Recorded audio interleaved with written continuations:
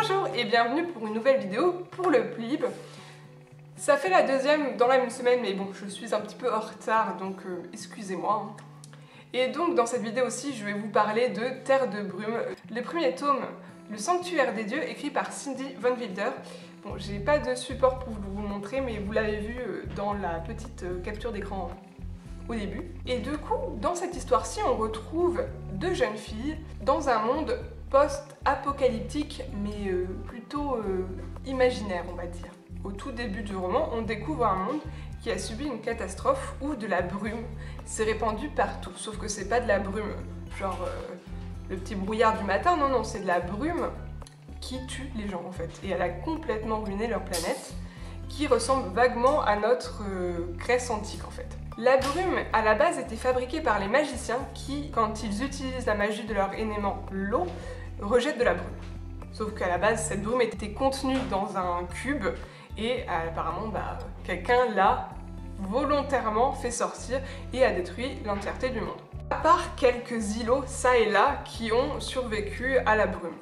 Donc on est dans ce monde-ci et on découvre Hera et Intisar qui sont deux jeunes femmes.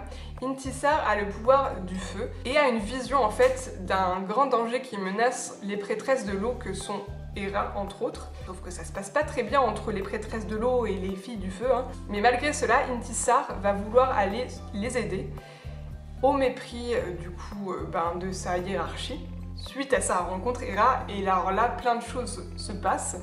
Et notamment, elles veulent savoir qui a relâché cette brume. C'est un peu ça le début du roman. Ce que j'ai beaucoup aimé dans ce roman-ci, c'est que ça va très très vite. Honnêtement, l'action est tout le temps en mouvement. Ça se lit d'une traite. Je vous avouerai que c'est un très très petit roman. Honnêtement, ça m'a même étonnée de la part de Cindy Von Wilder qui fait des plus gros romans d'habitude. Celui-ci, il est découpé en deux. Donc la première partie dont je vous parle et un autre livre, la deuxième partie. Mais je pense que les deux auraient pu faire un unique et seul roman. J'ai beaucoup aimé également les personnages de l'histoire. Hera et Intisar sont des jeunes filles vraiment très très intéressantes et super badass. Honnêtement, elles y vont. Elles sont dotées de pouvoir mais elles sont pas du tout des filles faibles. On a peu de personnages d'hommes, honnêtement, en dehors du personnage du passeur qui a servi de père à Hera. Mais après, clairement, on est dans un monde plutôt de femmes, je trouve.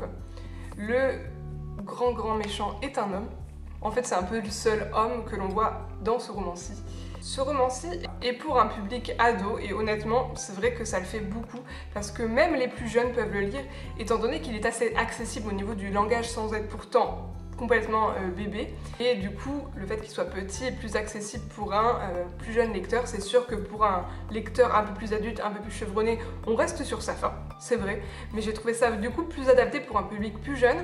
Et franchement, et c'est bien de voir ce genre de personnages comme Hera et Intisar dans un roman pour jeunes ados. C'est vraiment super bien parce que les filles, elles dépotent. Franchement, elles dépotent dans ce roman-ci. Après, j'ai qu'une envie, honnêtement, c'est de lire le deuxième tome parce que ça se termine sur un méga cliffhanger. Tu commences juste à découvrir l'univers, à connaître les personnages que, en fait, ça s'arrête et que t'as qu'une envie, c'est de savoir la suite. Oui, j'ai beaucoup aimé ce roman-ci, je l'ai trouvé super intéressant. Franchement, moi je suis une férue d'histoire, donc le fait que ce soit dans un monde un petit peu Grèce antique, avec des temples, des prêtresses de l'eau, du feu, la magie élémentaire, j'étais à fond dedans, donc c'était un très très bon roman pour jeunes ados. Par contre, du coup, je suis restée un petit peu sur ma faim. Donc voilà ici pour cette très petite chronique, hein. Je vous avouerai que c'était assez rapide, mais ça va avec le fait que le livre soit très court, hein. Je vais pas vous en dire trop parce que sinon vous aurez tout, donc c'est pas l'intérêt. C'est juste une chose, foncez les gars. Donc si vous avez du coup lu ce livre, n'hésitez pas à me dire ce que vous en avez pensé en commentaire. Si jamais vous avez des suggestions de lecture ou si vous avez lu le second tome, n'hésitez pas également en commentaire. Et moi je vous dis à bientôt dans une prochaine vidéo et bisous bisous.